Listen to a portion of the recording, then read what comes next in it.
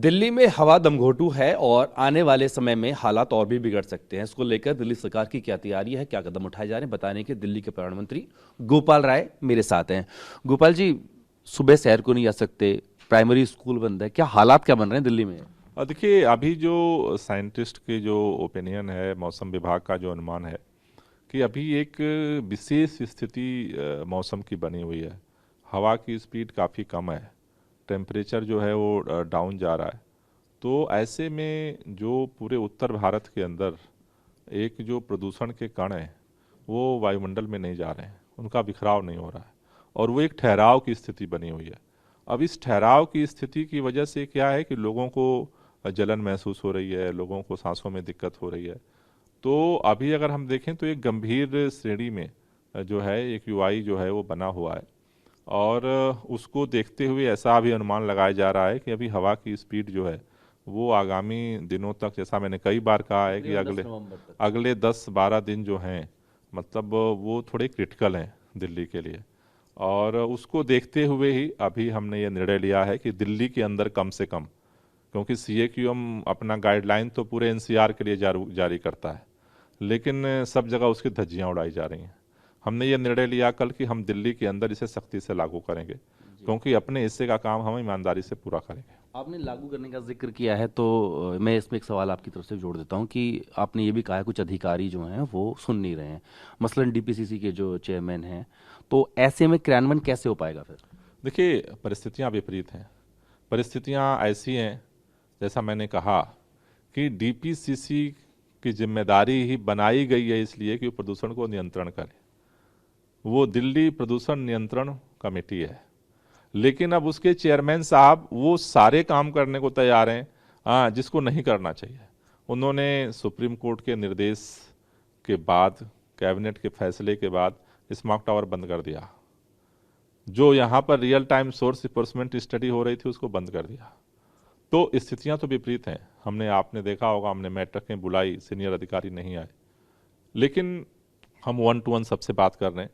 हमने एलजी साहब से भी मीटिंग में हमने ये बात रखी आप गए कि थे? भाई ये वक्त ऐसा है कि सबको काम करना पड़ेगा, क्योंकि फैसले लेने से ज़्यादा ज़रूरी है कि ग्राउंड पर कैसे उसका इम्प्लीमेंटेशन हो।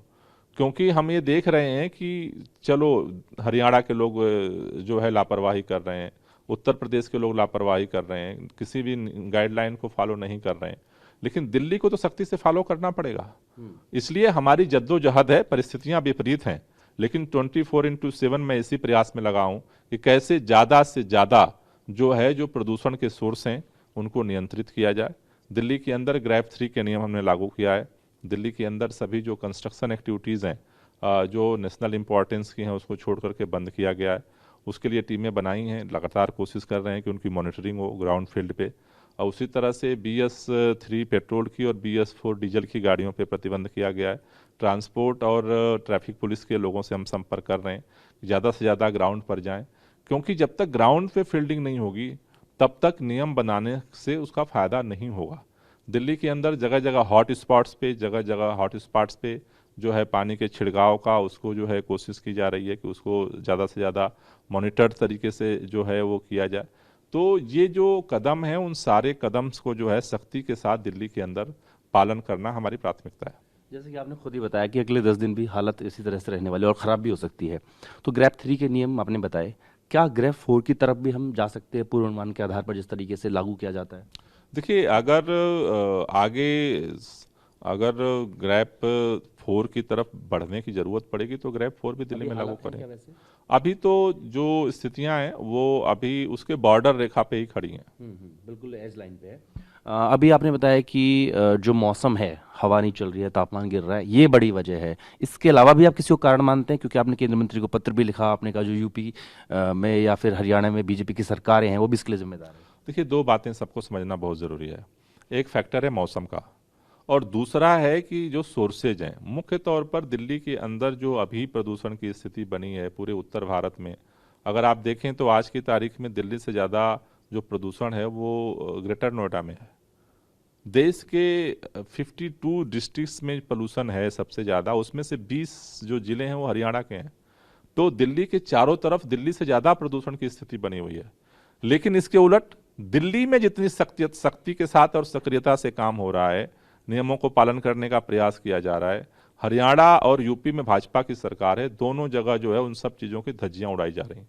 जैसे मैंने आपको बताया, सीए ने केंद्र सरकार के कमीशन ने एक आदेश जारी किया कि 1 नवंबर से दिल्ली में और पूरे एनसीआर के अंदर डीजल की जो पोल्यूशन फैलाने वाली बसें हैं नहीं चलेंगी। जैसे दिल्ली में सीएनजी की बस है, इलेक्ट्रिक बस है, ऐसी बसों को चलाओ। उन्होंने उनके लिए एक छूट दी कि आप BS6 की बस चला सकते हो। मैं रात में 11:30 बजे गया आनंद विहार, क्योंकि मैंने देखा कि 2 दिन से आनंद विहार का आखिर क्यों इतना जो है, मतलब एक 400 है, वहां 600 है, 700 है, क्यों हो रहा। वहां जाकर के हमने देखा कि उत्तर प्रदेश से सारी वही जो धुआं छोड़ बसें जो हैं वो सारी आकर के जो है एंट्री कर रही हैं, और उधर बॉर्डर पे भी सारी एनसीआर में बसें चल रही हैं। मेरा ये निवेदन ये है कि भाई, हमने अभी केंद्रीय पर्यावरण मंत्री जी को चिट्ठी इसलिए रखी है कि अब इमरजेंसी सिचुएशन है। हम सबको जो नियम बना रहा है CAQM, केंद्र सरकार जो नियम बना रही है उसको सबको लागू करना पड़ेगा गंभीरता के साथ। आज गाड़ियों का पोल्यूशन है, डस्ट का पोल्यूशन है, दिल्ली के आसपास चारों तरफ जो पराली जल रही है उसका पोल्यूशन है, और जो छोटे छोटे आग लग रहे हैं उनका पोल्यूशन है। 4 मेजर ये सोर्स हैं जिसकी वजह से ये जो है दमघोटू माहौल जो है यहाँ बना हुआ है।